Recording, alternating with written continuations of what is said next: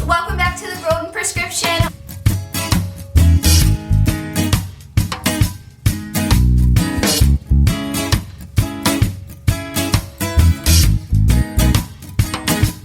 Welcome back to the Golden Prescription.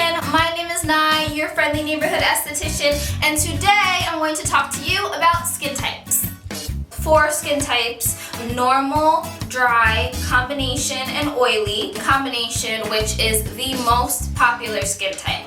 Combination is just any mixture of the other 2 skin types that I listed before. And then a 5th bonus one, which would be sensitive skin. Sensitive skin is not a skin type, sensitive skin is a skin condition, but I want to go over it because 25% of women consider themselves to have sensitive skin. So it's important to talk about what that means and what that means for your skincare regimen.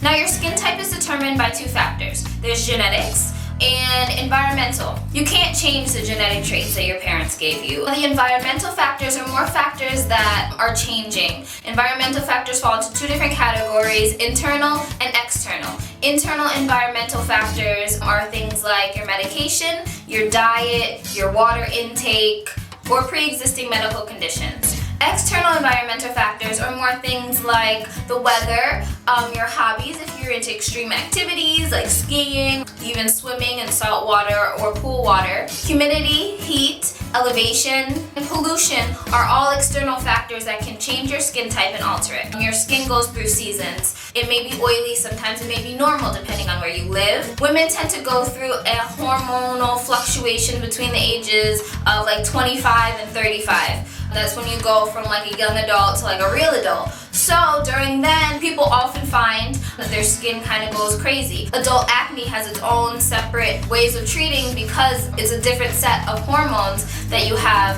versus when you are a teenager. Teenage acne, of course, is super common because when we're teenagers, our hormones are all wild.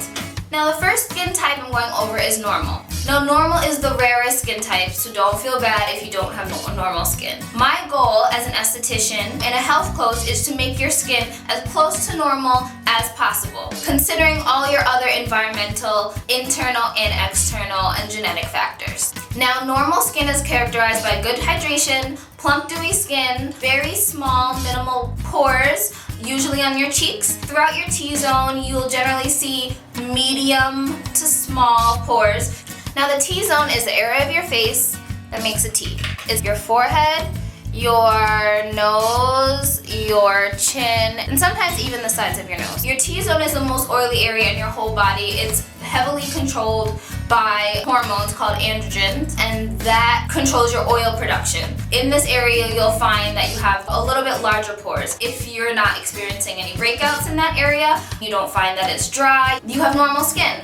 Now, normal skin just needs to be cleansed 1 to 2 times daily. You can cleanse morning or night and then kind of just rinse their face or use like a toner in the morning. That's very safe for normal skin. You also want to make sure that you're hydrating with water and sealing in that moisture with something that's more oil-based. Antioxidants and vitamins are an awesome thing to feed your skin when you have normal skin. Vitamin C and vitamin E are going to be your best friends because they're healing and repairing. They manage free radicals, and of course, protection from the sun. The name of the game with normal skin is being preventative and being proactive to ensure that your skin stays as normal and pretty and perfect as possible.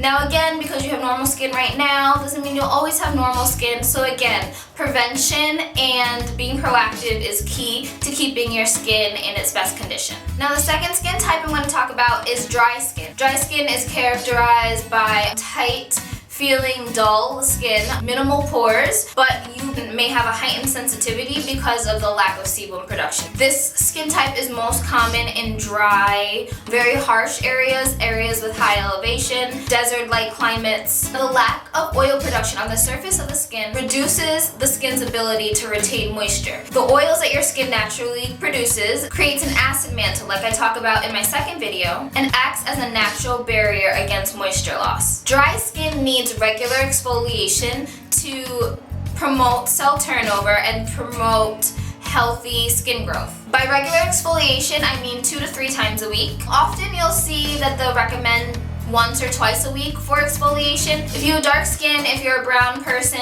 I definitely recommend every other day. Darker skin is thicker. Darker skin has more tightly bonded skin cells in the stratum corneum, so you can handle heavier exfoliation. You want to moisturize with oils and humectants. Humectants are an ingredient in skincare products that bind moisture into the skin. A really popular humectant is hyaluronic acid, which can hold 1,000 times its weight in water. Another natural humectant is aloe. Products with aloe as an ingredient are like almost always amazing. And of course, natural oils like argan oil, jojoba oil, and marijuana oil are going to help retain the moisture into your skin and allow your skin to function normally. Moisture masks and deep hydrating overnight masks are really awesome for dry skin because it's going to allow your skin the most time to suck up all that good stuff. Now, oily skin characterized by overactive sebaceous glands, thick, shiny appearance. You're going to see visible pores, definitely within the T-zone, definitely on the cheeks also. And you're going to be very prone to breakouts and clogging, experiencing blackheads, whiteheads, and pimples. Bacteria and dead skin can easily get trapped in these large, oily pores, and that's what's going to cause breakouts. Hot, humid climates make oily skin worse. Now, if your skin feels dry and flaky, possibly rough to the touch, but you're still experiencing blackheads and whiteheads, your skin is oily and dehydrated. Your skin isn't retaining enough water, but you're still overproducing oil because your skin feels like it needs to overcompensate for that. Moisturizing is oily skin's best friend because what it's going to do is going to let your body know that it's good, we got it covered, we don't need you to produce any of this oil anymore. Stripping the skin of all its natural oils and then just leaving it and thinking that you're going to stay matte and fresh and perfect all day is not happening. Your skin needs those oils to protect itself. Oily skin needs to be deep cleansed. Products like salicylic acid are really good for oily skin because they penetrate into your pores and clean out all that bacteria and dirt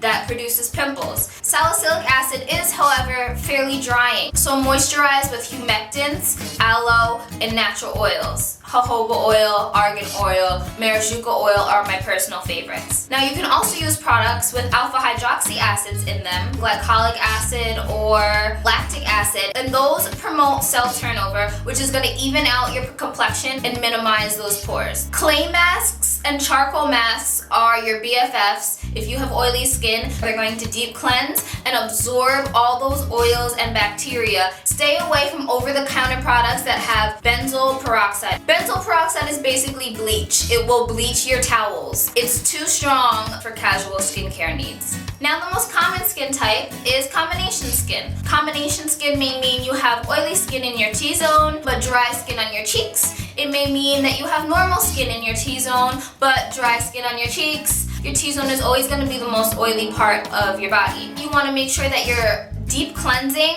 but you're deep cleansing gentle enough to not disrupt your normal or possibly dehydrated skin on your cheeks, but you're making sure that your T-zone is nice and clear from bacteria. A good way to ensure this is mixing and matching your masks. That way you're treating the exact skin that you need with its best ingredients. Now, last but not least is sensitive skin. Sensitive skin is not a skin type, it's a skin condition, but 25% of people think that they have sensitive skin. So let's go over it. Sensitive skin means that you have a reaction to something. Your skin may get itchy, it may get red, it may get flaky, inflamed. If a product stings when you put it on your face, that does not always mean that you have sensitive skin. Some products create that tingly sensation on your face in order to get the blood flowing and to absorb more of the product. Oftentimes, when you think you have sensitive skin, what the issue really is one ingredient, one product,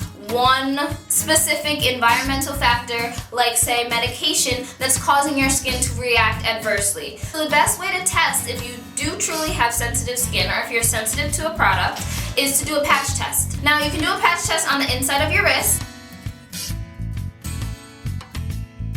You apply the product and allow it to sit for several hours to overnight. If you don't experience any redness, itching, burning, rashes, and then you're good to go. Some people do patch tests behind their ear, but I think behind your ear is too close to your face. If you break out behind your ear, you might as well have just broken out on your face. That's no good either. Alright, that's skin types. If you have any more questions or any unanswered confusion, let me know. Thank you for watching me on the Golden Prescription. I appreciate you and I love you.